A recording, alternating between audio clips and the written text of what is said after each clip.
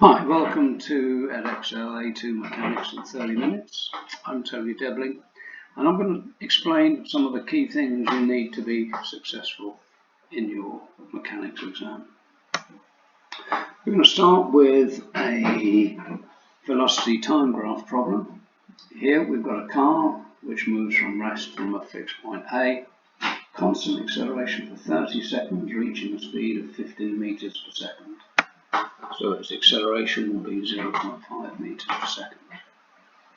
The first thing, we have to sketch a velocity time graph. So here in the axes, the car goes from rest at time t equals 0 up to 15 meters per second at time t equals 30, and then continues at a constant speed of 15 meters per second. Now, when the car's been moving for 15 seconds, a motorbike starts from A and goes along the same road in the same direction, but it accelerates at 1.5 meters per second, so that it catches up with the car when the car's been moving for t seconds. So here, at time t equals 30, the velocity of the car will be 1.5 times 30 minus 15 equals 22.5 meters per second. So in blue, we can draw the velocity time graph for the motorbike. Okay, if we want to know the velocity of the motorbike at time t equals big T, and that velocity will be 1.5 times big T minus 15. Because it's accelerating at 1.5 meters per second for t minus 15 seconds. Now, that means we need to work out the value of big T. And we do this by using the fact that at time big T, the car and the motorbike will have travelled the same distance. And so the area under the red velocity time graph will be the same as the area under the blue velocity time graph. So,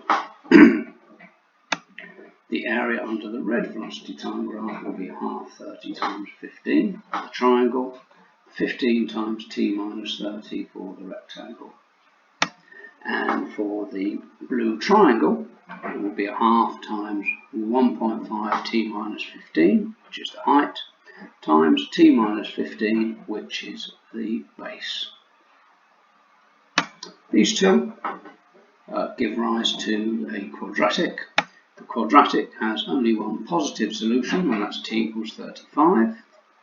So at this point, the bike has been travelling for 20 seconds with an acceleration of 1.5 meters per second. So its final velocity will be 30 meters per second. Let's take a look at moments. We can look at two problems. Here's the first. It's a ladder. Classic problem, leaning against a wall. It's a smooth wall and a rough floor. We're told that the ladder is modelled as a uniform rod, so its centre of mass will be in the middle of the ladder, the distance A from the base and A from the top, and the weight will point vertically downwards. Next, we add the reaction to the wall and a perpendicular reaction to the floor, and because the ground is rough and it's at the point of slipping, we add limiting friction, which is mu times Ra at the base.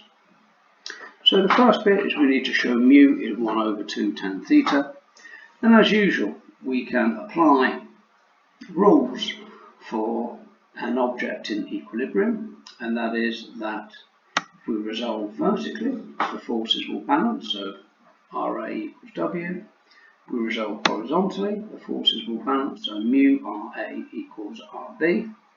If we take moments about any point, they should also balance.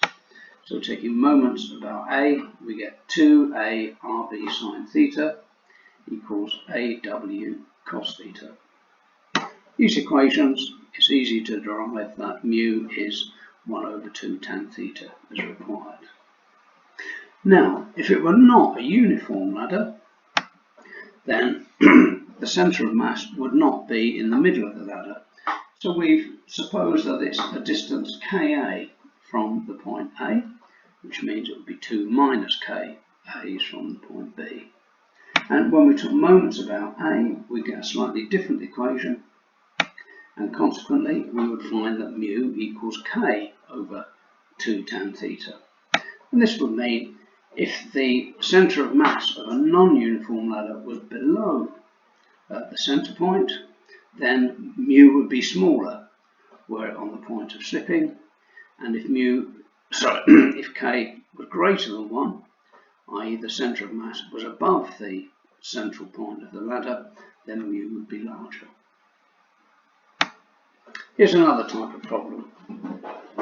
Non-uniform rod, in this instance, is given a mass of 4.5 kilograms, and we're told that the centre of mass is at the point G. Two reactions, the reactions at P and Q, we're told the reaction at P is twice the reaction at Q. And I've marked the distance PG as being A for convenience in some equations to come. Same model as before, we start by resolving forces vertically. We'll see 2r plus r equals 4.5g, so r is 1.5g. So that's the reaction, the magnitude of the reaction of the support at Q of the rod. Okay, next we take moments about P, so we get A times 4.5g equals 1.6, which is 3 minus 0.8 minus 0.6, times 1.5g. Therefore, we find A is 16/30ths, and the distance AG works out to be 4/3.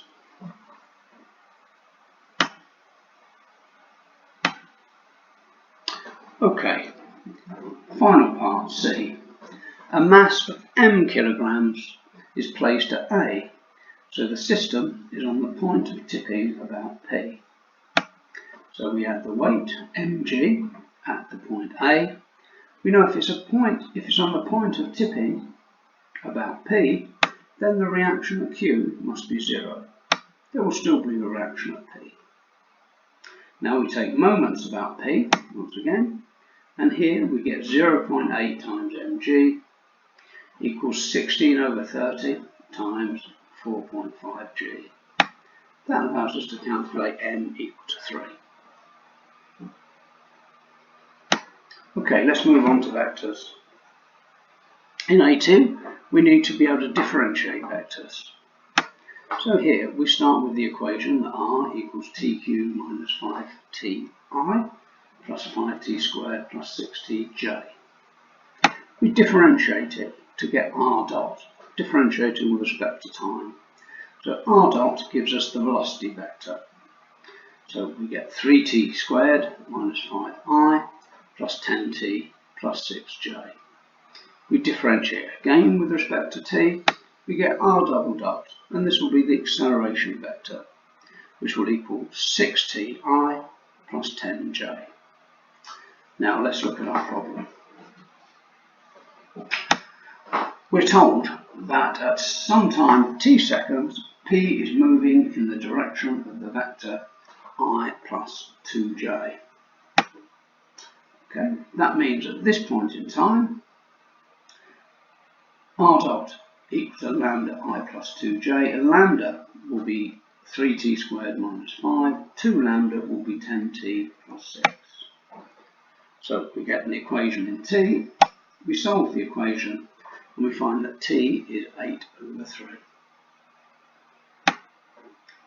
Next, there's a force acting on the mass 0.5 kg. So we first calculate the acceleration when t equals 2. So r double dot is the acceleration vector. It will equal 12i plus 10j. F equals ma equals 0.5, the mass, times 12i plus 10j, which equals 6i plus 5j. And the magnitude of F, we simply use Pythagoras, the square root of 6 squared plus 5 squared equals the square root of 61. Okay, we move on to another vector question. This time, rather than differentiating from the position vector, we're going to integrate the acceleration vector. So we're going to first look at the acceleration from the motion from O to A. We're told it moves with constant acceleration. So we can write that r double dot equals a constant vector A. We integrate this. We get r dot equals AT plus the constant of integration u. U will be the initial velocity and t equals 0. We integrate again. We find the position vector r equals a half AT squared plus ut plus r0. R0 again is the constant of integration and will be equal to the position vector of the particle when t equals 0. Okay, we're told when t equals 0, the particle is at O, so r equals vector 0, and it's moving with a velocity 2i minus 3j. I can see a plus. So, at time t equals 0, we can see that r dot equals AT plus 2i minus 3j. Got the sign right here. And r equals a half AT squared plus t times 2i minus 3j. So, when t equals 2, we're told that r, the position vector, is 7i minus 10j.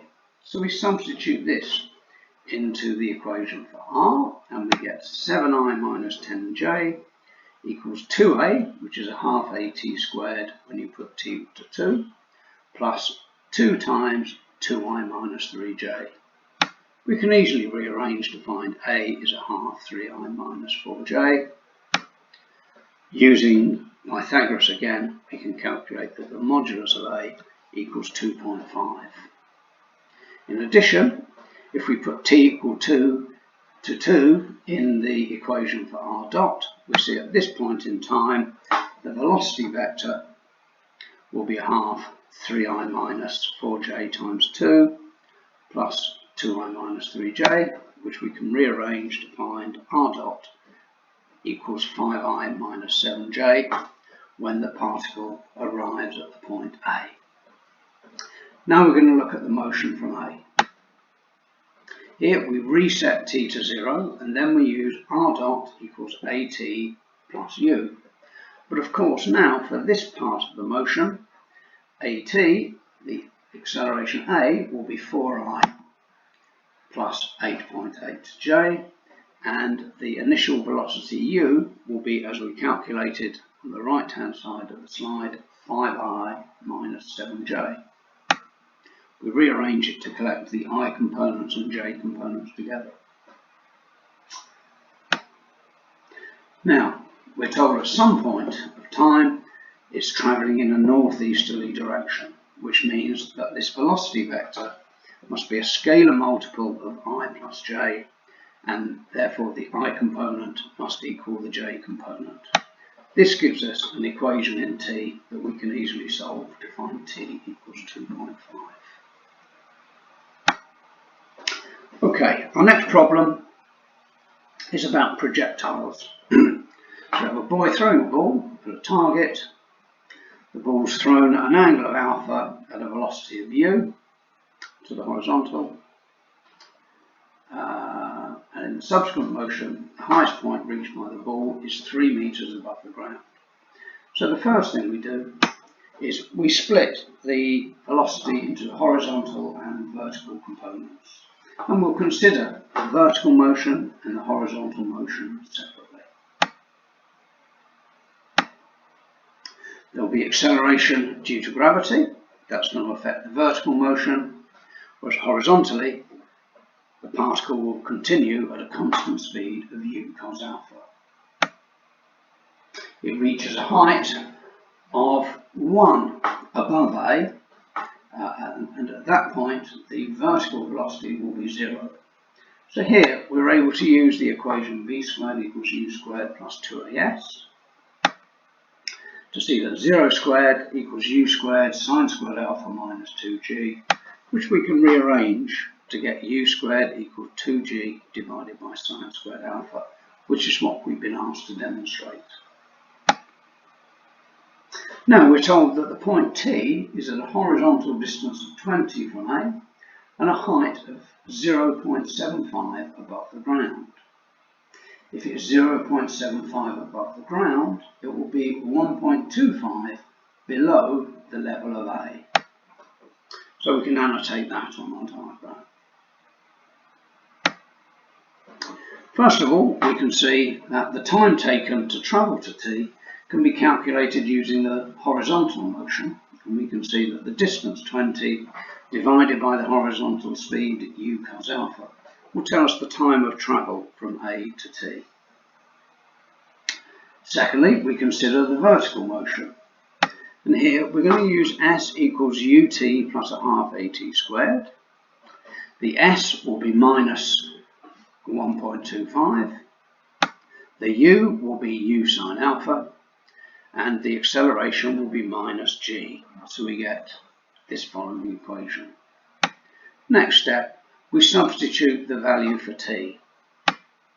When we substitute that, we get minus 1.25 equals 20 tan alpha minus 200g over u squared cos squared alpha, and we can now eliminate u squared, and we get an equation minus 1.25 equals 20 tan alpha minus 100 tan squared alpha, which gives us a quadratic in tan alpha. We can solve it. We have one positive root, which is tan alpha equals a quarter, which tells us that the angle alpha is going to be 14 degrees. Once we have the value of alpha, we can calculate the value of u by substituting it into u squared equals 2g over sine squared alpha.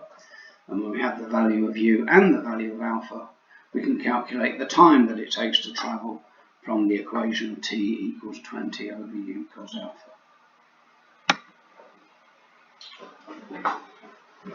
Moving on to our last problem, we have two packages, A and B, each of mass 3 kilograms, attached to the ends of a rope.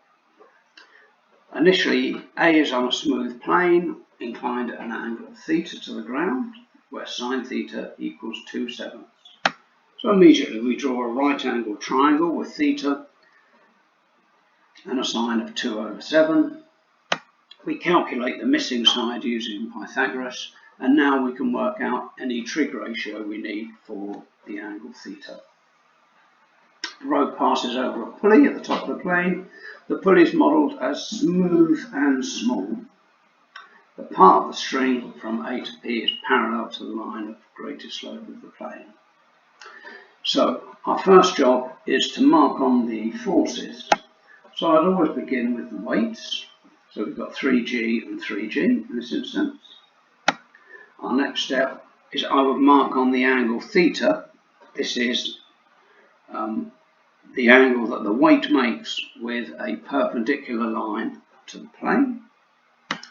Then we put on a normal reaction to the plane that operates at 90 degrees to the plane. Normally there would be a friction acting along the plane, dragging the weight in the opposite direction to its travel. In this instance, we're told that it's a smooth fixed plane, so we don't need friction. Then I'd add tensions. That the pulley is modelled as smooth and small tells us that the tensions on both sides of the pulley will be the same. That's because it's smooth. And because it's small and the blocks are modelled as particles, we know that the geometry will all work simply, namely that the tension will act directly up the plane rather than at an angle to the plane. The last job is to suggest that the acceleration of both the block A up the plane and the block B vertically downwards will be at a level of A, and at this point we can assume they will both accelerate at the same rate, because the string is considered to be light and inextensible. Okay, our first job is to find the value of the tension T. So we're going to apply F equals MA. First of all, at B, the net force is 3g down minus the tension, and that will equal the mass 3 times the acceleration A. The second case, at A, we're going to resolve along the plane. Along the plane, the net force will be the tension, which is pulling the block up the plane, minus a component of the weight, and the component of the weight will be 3g sine theta. That's the net force, and that will also accelerate this block of 3 kilograms at an acceleration of A. So if we take g as 9.8, we can calculate t as 18.9 and A as 3.5. So we're also told that at the instant when the packages are released from rest, B is 0.8 above the ground and A is at the point C on the plane. So here's a picture of B. It's released from rest, so U equals 0. It's accelerating downwards at 3.5 meters per second, and it travels a distance of 0.8 meters. Its final velocity when it hits the ground will be V. We can apply V squared equals U squared plus 2AS. And we can calculate that the velocity squared when it hits the ground will be 5.6. Let's look now at block A. Block A is on the plane. It's dragged up with an acceleration of 3.5 meters per second squared from C to X, a distance of 0.8 meters, the same distance as B drops, indeed because the string is inextensible. At this point, there's no longer a tension pulling the block up the slope, but the block will continue to move up the slope. It will initially be travelling at a velocity u, and that velocity u squared is 5.6, the same velocity as B when it hits the deck. If we look at the acceleration here, the force acting on the 3 kilogram block is 3g sine theta, and therefore the acceleration of the block will be minus g sine theta. It's slowing down. The distance when it gets to a point D we can consider as being s. When it arrives at D, the velocity is 0. That will show us the distance when it comes instantaneously to rest. Again, we use V squared equals U squared plus 2AS. And we can calculate that the distance S has to be 1. And therefore, the distance CD will be 0.8 plus 1 equals 1.8. Well guys, that's it. And that's all in less than 25 minutes. I hope you found it useful. And bye bye.